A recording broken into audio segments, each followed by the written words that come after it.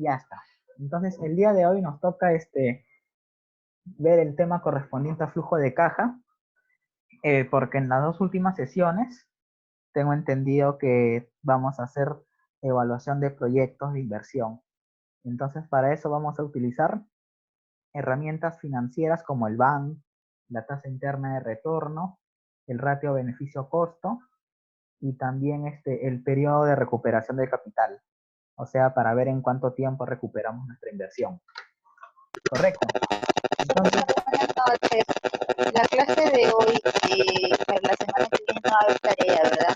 Y la semana que viene hay un examen, una práctica. ya. ¿Qué es un flujo de caja? Como ves acá, es un documento que presenta un detalle de los flujos de ingresos y egresos de dinero que tiene una empresa en un determinado periodo. Algunos ejemplos de ingresos son los ingresos por venta, el cobro de deudas, alquileres, cobro de préstamos, intereses, etc. Correcto, entonces nosotros vamos a elaborar un pequeño flujo de caja, ya en el que vamos a registrar los ingresos y egresos de una empresa. Entonces vamos a ver acá, ya vamos a empezar periodo 0, 1, 2, y vamos a poner unos cuantos periodos acá. Listo. Entonces acá vamos a poner el concepto, ¿no? Primero vamos a ver lo que son los ingresos. Entonces, ¿qué es lo que te dice? Que los ingresos pueden provenir de las siguientes fuentes, ¿no? Primero podemos ver lo que son las ventas, ¿correcto? Podría ser el alquiler, cuentas por cobrar, ¿correcto? Rentas, etcétera. ¿Correcto? Eso es lo que nos dice acá, ¿sí o no? Los alquileres, cobro de préstamos, las rentas o los intereses, mejor dicho, etcétera. Entonces, estos vendrían a ser los rubros que representan los ingresos de la empresa. ¿Correcto? Asimismo, también tenemos que registrar nuestros egresos. Entonces vamos a poner aquí abajo total de ingresos y simplemente esto vendría a ser la suma de todos estos valores. Listo. Ahora sí. Luego, ¿qué vamos a ver acá? Vamos a ver el otro título, que vendría a ser los egresos. Listo.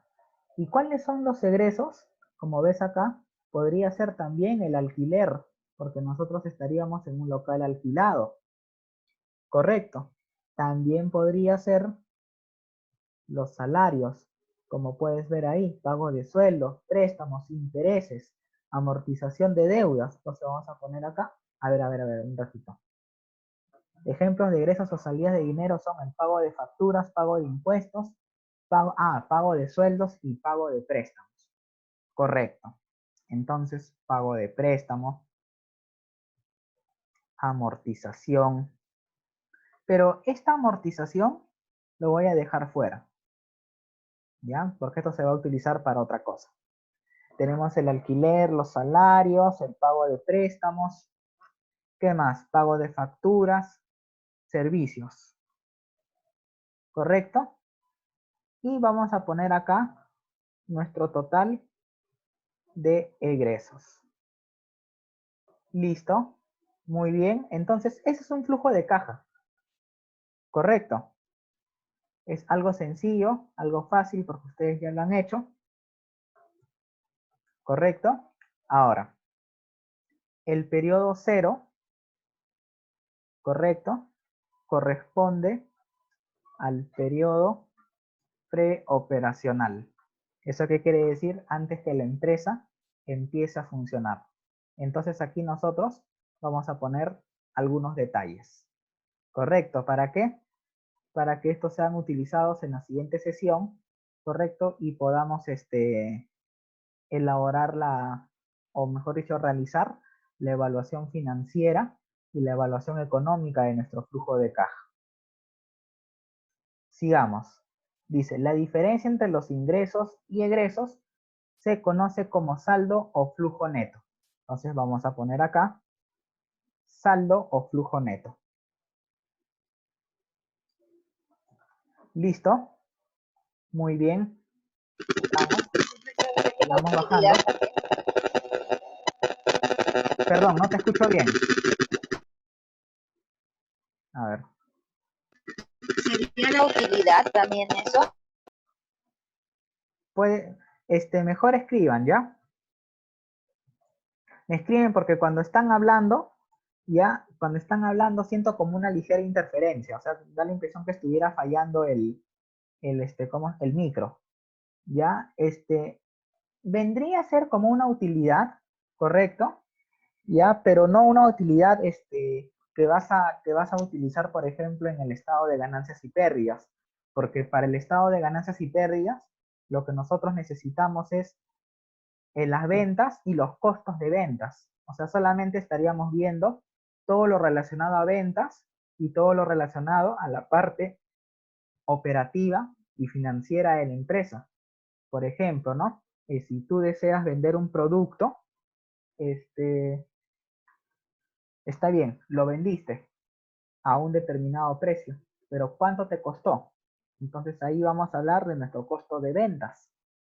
Luego de la diferencia entre los ingresos y el costo de ventas, vamos a tener nuestra utilidad bruta y luego seguimos bajando, correcto, hasta llegar a la utilidad operativa y después a la utilidad antes de impuestos y después le descontamos el impuesto a la renta. Exacto, la utilidad en términos sencillos es ganancia. Utilidad en economía y en contabilidad representan utilidades. Utilidad en término económico vendría a ser la capacidad que tiene un producto para generar satisfacción. Y en el caso de la empresa, las utilidades vendrían a ser los beneficios, las ganancias que va a tener la empresa. Listo. Por lo tanto, constituye un importante indicador de liquidez. Si el saldo es positivo, significa que los ingresos del periodo fueron mayores a los egresos. Y cuando ocurre lo contrario, ya sabemos, pues, ¿no? Listo. El flujo de caja se caracteriza por dar cuenta de lo que efectivamente ingresa y egresa del negocio, como los ingresos provenientes o el pago de las cuentas. Sin embargo, la importancia del flujo de caja es que nos permite conocer en forma rápida la liquidez de una empresa. Correcto. Entonces, este flujo, este flujo de caja lo que nos va a mostrar es qué cosa, de una manera rápida y sencilla, el nivel de liquidez que va a tener una empresa. Entonces, si esta empresa tiene problemas de liquidez, ¿dónde lo vas a poder visualizar con más facilidad? En nuestro flujo de caja. Entonces, el flujo de caja lo que hace es registrar la liquidez de una empresa. ¿Y cómo vas a ver el nivel de liquidez? Considerando todos tus ingresos, considerando todos tus costos o todos tus egresos, y la diferencia de estos vendrían a ser nuestro saldo o flujo neto. Listo. Entonces, este flujo de caja dice que nos permite conocer la liquidez de la empresa, entregándonos una información clave que nos ayuda a tomar decisiones. Por ejemplo, ¿no? Si tú ves que tus egresos son muy grandes, de repente estás comprando mucha mercadería, de repente te estás sobreestoqueando. Por eso te está diciendo acá, ¿cuánto podemos comprar de mercadería? O sea, ¿estamos comprando poco o estamos comprando demasiado? ¿Podemos hacer compras al contado o es necesario solicitar crédito? ¿Debemos cobrar al contado o es posible otorgar crédito? Entonces esto también es muy importante. ¿Podemos pagar las deudas en su fecha de vencimiento o debemos solicitar un refinanciamiento? Entonces, como puedes ver, ¿no? Este flujo de caja lo que va a hacer es mostrarnos la capacidad que va a tener esta empresa para poder afrontar sus obligaciones, pero también nos va a mostrar qué cosa, la liquidez que tiene la empresa para poder operar en el muy corto plazo. Y como ves acá dice, ¿podemos invertir el excedente de dinero en nuevas inversiones? Bueno, eso ya se verá. Listo. Para desarrollar un flujo de caja es importante tener presente las siguientes consideraciones. Se debe tener siempre en cuenta que un mismo proyecto puede tener flujos diferentes según el agente para el cual se evalúa, correcto. Se define un proyecto puro como aquel que es financiado en un 100%, correcto. Entonces yo te puedo preguntar, ¿qué entiendes por proyecto puro? Y el proyecto puro es financiado al 100% con capital propio por un solo inversionista. Posteriormente se pueden obtener los flujos para cada combinación posible de financiamiento de la inversión, así como para los participantes en él. Considerar también que cada inversionista en particular tiene distintos costos de oportunidad del dinero, ¿correcto? Entonces, vamos a ver acá qué es el costo de oportunidad. Ya vamos a ponerlo aquí arriba, en la parte de terminologías. ¿Ya? Siempre me gusta hablar a mí del costo de oportunidad. ¿Por qué? Porque es un término que no se suele utilizar mucho, pero que tiene una gran importancia. ¿Es qué cosa? Es el costo de la mejor opción que se deja de lado por elegir una en específico. Por ejemplo, si yo les estoy dando clases ahorita, ¿cuál sería mi costo de oportunidad? Que esta hora o estas 2 horas las utilice en otra cosa. Podría leer un libro, podría estar viendo televisión, podría estar dando una clase particular, por ejemplo, vía internet, etc. De igual modo, ¿ustedes qué podrían hacer? Podrían estar con sus hijos, podrían estar viendo televisión también, o podrían estar estudiando otro curso. Entonces, todo lo que realizamos en esta vida tiene un costo de oportunidad. Igual, cuando tú inviertes en un proyecto, ¿cuál es tu costo de oportunidad? Que ese dinero lo puedas utilizar en otro proyecto. ¿Y por qué elegiste este proyecto?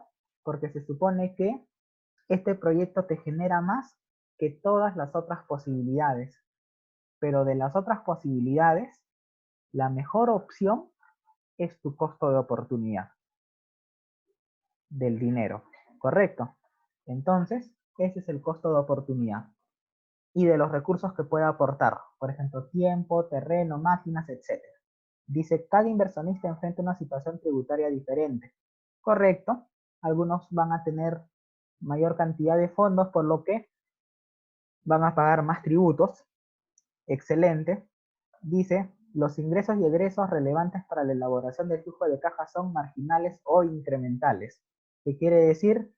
Deben reflejar las variaciones que se producirán, en los ingresos y egresos de los propietarios del proyecto respecto a los que obtendrían sin el proyecto. O sea, ¿eso qué quiere decir?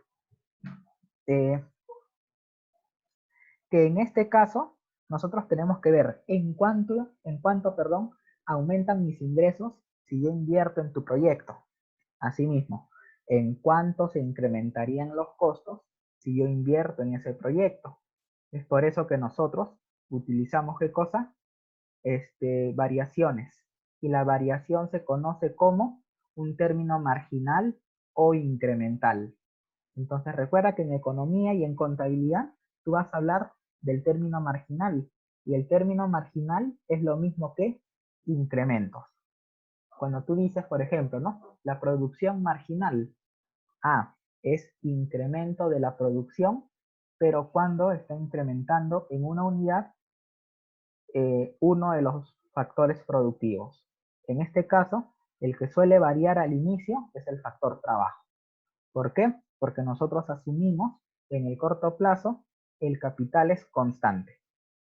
Dice, de igual forma se debe considerar separadamente un proyecto que se puede descomponer en subproyectos, ya que se corre el riesgo de ocultar un mal negocio con un buen negocio. Por ejemplo, cultivos en terrenos cercanos a una ciudad, el negocio agrícola y el inmobiliario. O sea, están muy relacionados entre sí. El horizonte de evaluación y definición de los periodos de tiempo para la estimación del flujo de caja son determinados por la característica del proyecto. O sea, hay proyectos que tienen una vida útil, por ejemplo, de 1 año, de 2 años, de 5 años, otros pueden tener de 10, 20, 30 años. Correcto. Como dice acá, como por ejemplo la vida útil de los activos. Ustedes que son futuros contadores, ustedes saben que no todos los productos tienen la misma vida útil. ¿Por qué? Porque cada producto tiene distintos niveles de depreciación. Correcto, hay algunos que se deprecian más rápido, otros que duran un poco más, un poco menos, etc. Y por los intereses o necesidades de los inversionistas participantes. Un ejemplo es una central hidroeléctrica cuyo tiempo de construcción es de 3 años y el de operación cercano a 40 años. ¿Qué quiere decir? Que la vida útil de este proyecto es 40 años. Dice, el horizonte del proyecto puede ser menor a la vida útil de los activos de inversión del proyecto. En ese caso se debe considerar al final del proyecto el valor económico de la inversión. ¿Eso qué quiere decir? Que cuando nosotros elaboramos un proyecto y a este proyecto le ponemos una vida útil de 5 años, pero nuestros activos tienen 7 años de vida útil, entonces al terminar el proyecto se debe considerar ¿qué cosa? El valor residual o el valor económico de esa inversión. ¿Listo? La unidad monetaria puede ser cualquiera, desde valores reales, es decir, de igual poder adquisitivo, ¿correcto? O a la fecha actual. Eso va a depender, pero generalmente se suele utilizar la moneda nacional. En este caso estamos hablando de soles, o a lo mucho podríamos hablar de dólares o euros. Pero lo convencional es hablar de soles. Como la elaboración del flujo de caja es una estimación del futuro, habitualmente es más simple trabajar con valores reales. Muy bien. Otro aspecto a considerar es la variación de los precios relativos de los bienes, servicios y factores. Correcto. Dice, por ejemplo, un exportador cuyos precios están determinados en dólares y sus costos en pesos. Puede ser que las caídas de los precios internacionales o en tipo de cambio afecten de manera importante. Es por eso que se van a trabajar ya con valores reales. ¿Correcto? Y también vas a considerar ¿qué cosa? Los precios relativos. El precio relativo no es otra cosa ya que el tipo de cambio. Correcto, entonces siempre es importante trabajar con una misma moneda. O sea, lo recomendable es que tú tengas tus ingresos en soles y que te endeudes en soles. Pero si tú tienes ingresos en soles y te endeudas en dólares, entonces tú tienes ahí un riesgo. ¿Y el riesgo cuál es? Es la volatilidad del tipo de cambio. Nada más. ¿Listo? Los valores de ingresos y egresos deben estar netos, sin considerar, bueno, el impuesto, en este caso el impuesto general a las ventas, ¿ya? Listo. Entonces, ¿eso qué quiere decir? Que estos valores deben ser netos, o sea, sin haber considerado a ver, un datito. Los valores de ingresos y egresos deben estar netos, sin considerar el impuesto al valor agregado.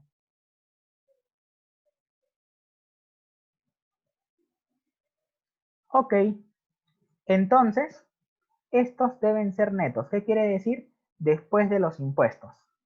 ¿Correcto? ¿Por qué? Porque si nosotros registramos ¿cómo se llaman? Los impuestos, entonces, ¿qué va a pasar? Ese dinero en realidad no es de nosotros, ese dinero es de la empresa. Entonces, nosotros debemos considerar el valor neto, es decir, el valor luego de impuestos. Es por eso que ustedes le llaman, ¿qué cosa? Utilidad neta. Pero, ¿por qué decimos que es una utilidad bruta al inicio? Porque la utilidad bruta, ¿a qué es igual? Es igual a las ventas menos el costo de ventas. Correcto. Pero después de esto van a venir los gastos financieros y el gasto operativo. Correcto. Entonces, Luego de esto va a venir la utilidad antes de impuestos. Y por último calculamos el impuesto a la renta. Y aquí nosotros tenemos la utilidad neta. Entonces la utilidad neta no es otra cosa que el dinero que te va a quedar, gastos de ventas y gastos, claro. Entonces,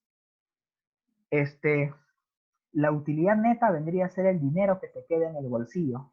Es como cuando tú trabajas y te pagan cada mes. Correcto, aquí te pagan, suponiendo, 2.000 soles. Entonces, ese es tu sueldo, tu salario básico, tu sueldo bruto.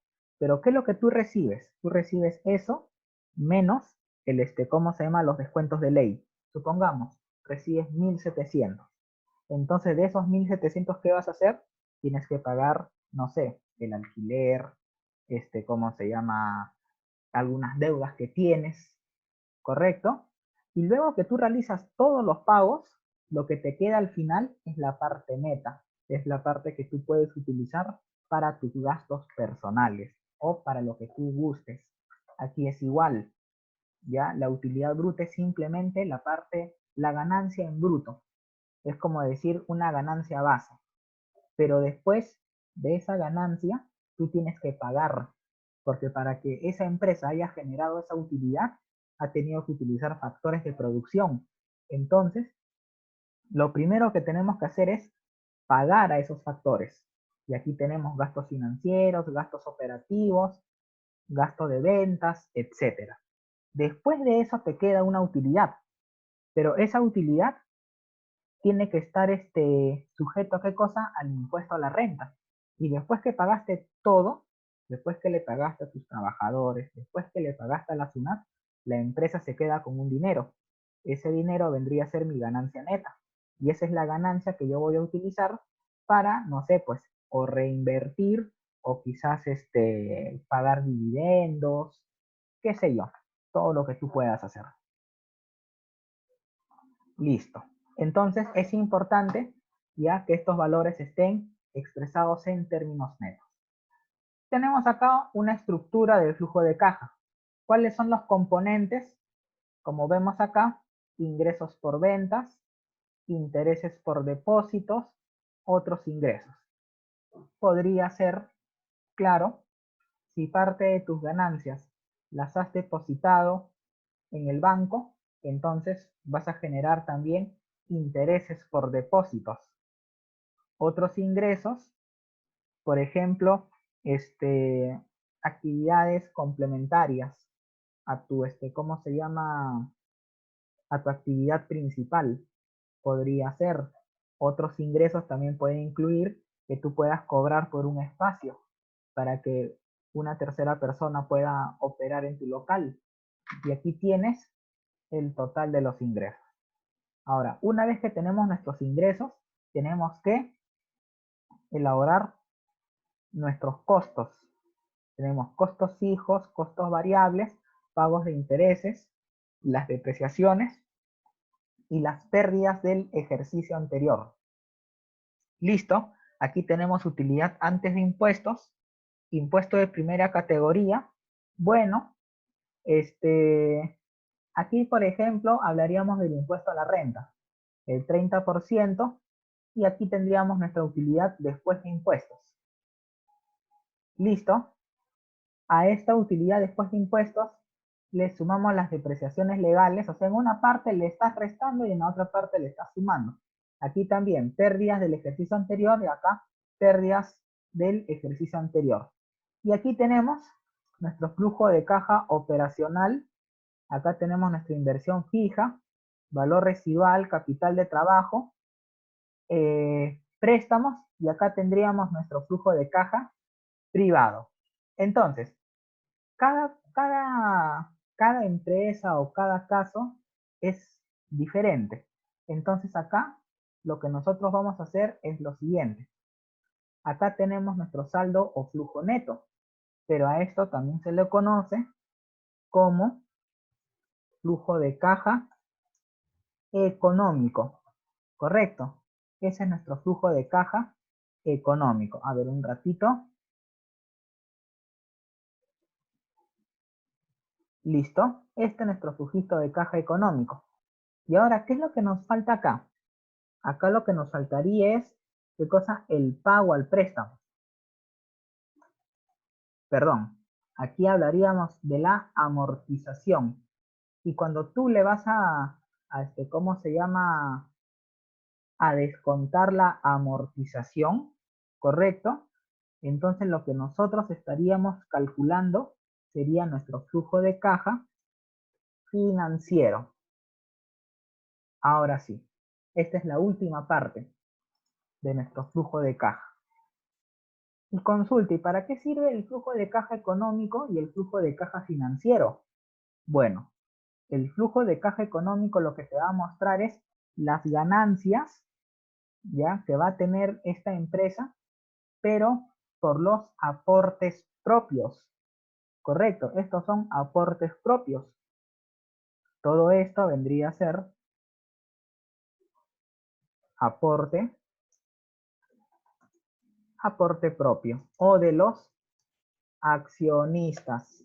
Correcto. Y el de aquí abajo, ya, o mejor dicho, todo esto considera ¿cómo se llama? Incluye tanto el aporte de los accionistas como ¿cómo se llama? Como la solicitud de créditos, como la fuente de financiamiento externa. Estaríamos hablando de los préstamos que vamos a solicitar al banco.